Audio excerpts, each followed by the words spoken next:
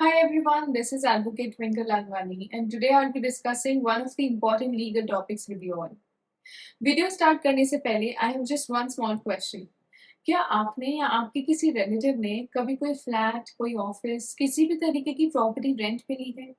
If yes, then हमेशा landlord ने आपको बोला होगा कि एक सिंपल सा एग्रीमेंट कर लेते हैं and then you can utilise the property. But let's say वो प्रॉपर्टी आपको 2 साल या 3 साल के लिए चाहिए थी, बट लैंडलॉर्ड ने आपको बोला कि हम एक एग्रीमेंट 11 महीने का कर लेते हैं एंड देन उसके एक्सपायरेशन के बाद में हम एक नया एग्रीमेंट रिन्यू कर लेंगे।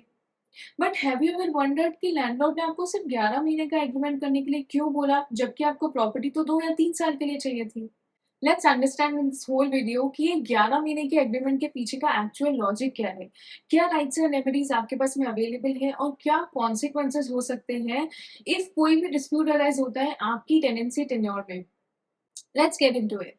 Now before starting with the whole video I would like to clear your few doubts. तो क्या 11 महीने का रेंट एग्रीमेंट लीगली वैलिड है? Yes, it's absolutely legally valid. And yes, landlord आपको बिना किसी वैलिड लीगल ग्राउंड के उस प्रॉपर्टी से एविक्ट नहीं कर सकता। Now let's get straight to the point.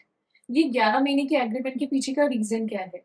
The actual answer is registration act 1908। Specifically rent या लीज एग्रीमेंट से रिलेटेड डील करता है section 17 clause 1 sub clause D, जो कि ये मैंडेटरी करता है हर उस डॉक्यूमेंट को रजिस्टर करने के लिए जो कि 1 साल या 1 साल से ज्यादा है। तो इस पूरे क्लॉज के आगे लैंडलॉर्ड्स ने एक वर्क अराउंड किया और उसका ये कंक्लूजन निकाला कि अगर कोई भी एग्रीमेंट जो कि 12 महीने या उससे ज्यादा का कंपल्सरी है, हम उसे अगर 1 साल से कम के ब्रैकेट में शिफ्ट कर देंगे तो registration will not be mandatory, rather it will be optional.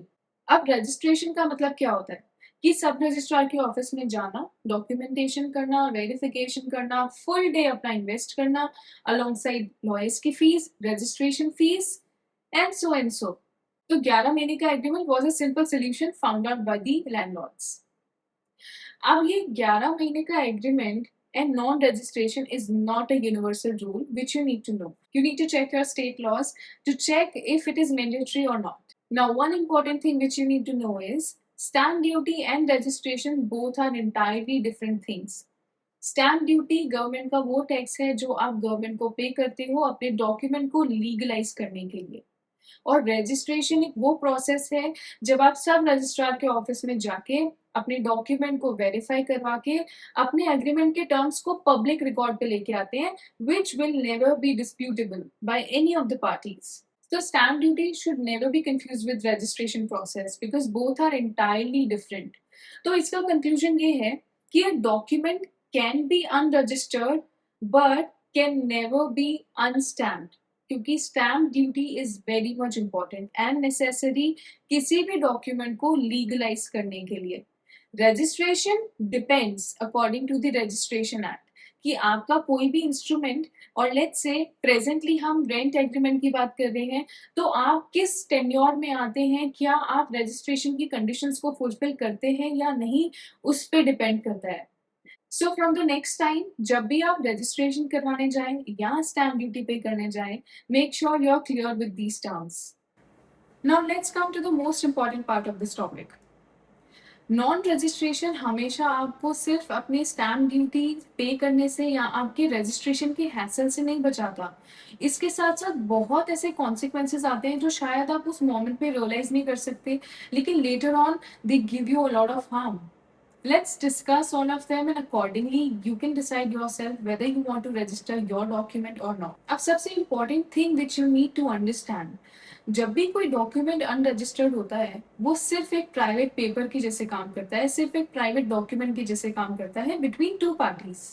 वो कोई पब्लिक रिकॉर्ड क्रिएट नहीं करता, विच मीन्स अगर आप उस प्राइवेट डॉक्यूमेंट से कभी कोई राइट्स क्लेम करने जाते हैं तो इट इज हाईली इम्पॉसिबल कि वो राइट्स आपके एक्सरसाइज हो सकते हैं।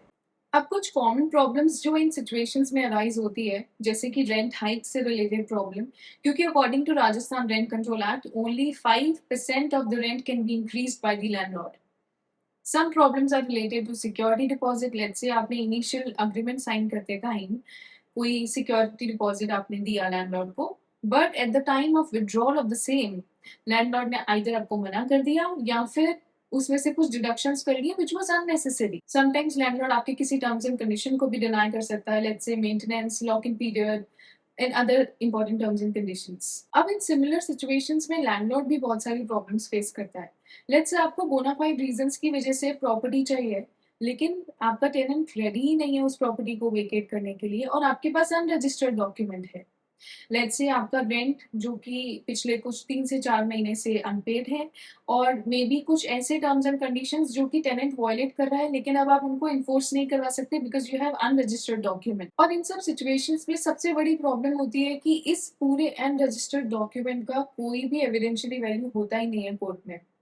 जब भी कोई भी रेंट एग्रीमेंट और लीज एग्रीमेंट अनरजिस्टर्ड होता है, तो कोर्ट में उसको एज एन एविडेंस एडमिसिबल नहीं किया जा सकता, विच मीन्स आप किसी भी टर्म्स एंड कंडीशंस को वहां पे रख नहीं सकते, अपना राइट यूटिलाइज नहीं कर सकते, क्योंकि आपका खुद का डॉक्यूमेंट ही डिस्प्यूटेड है। And time and again honourable supreme court ने भी अपने बहुत सारी केसेस में हेल्प किया है कि अगर कोई डॉक्यूमेंट अनरजिस्टर्ड है तो उसकी एविडेंशियरी वैल्यू नहीं होती है अदर देन कोलेटरल ट्रांजैक्शन।